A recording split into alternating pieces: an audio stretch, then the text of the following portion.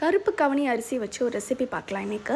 So இதுக்கு 1 cup கருப்பு கவனி அரிசி எடுத்திருக்கேன். 1/4 கப் கருப்பு உளுந்து, திக்கான தேங்காய் பால் 1 கப், கருப்பட்டியை ஜஸ்ட் மெல்ட் பண்ணி எடுத்து வச்சுருக்கேன். இப்போ ஸ்டவ் ஆன் பண்ணி பேன் நல்லா ஹீட் ஆனதும் நல்ல ஒரு 2-3 டைம்ஸ் வாஷ் பண்ணி வச்சுருக்க கருப்பு கவனி அரிசியை இந்த மாதிரி நல்லா ரோஸ்ட் பண்ணி எடுத்துக்கோங்க.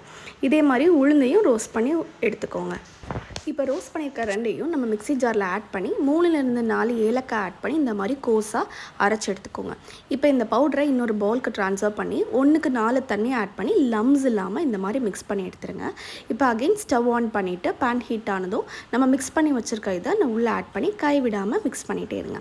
இது நல்லா கொஞ்சம் திக்காகி வெந்து வரும்போது இந்த கருப்பட்டியை மெல்ட் பண்ணி வச்சுருக்கோல அதை ஆட் பண்ணி ஒரு 6 to 7 மினிட்ஸ் நல்லா குக் பண்ண விட்டுருங்க. குக் ஆனதுக்கப்புறமா 1 கப் திக்கான தேங்காய் பாலை உள்ளே ஆட் பண்ணி ஒரு 5 மினிட்ஸ் குக் ஆகட்டும். குக் ஆனதுக்கப்புறமா ட்ரை ஜிஞ்சர் பவுடர் ஒரு 2 பிஞ்ச் ஆட் பண்ணி நல்லா மிக்ஸ் பண்ணி விட்டுருங்க.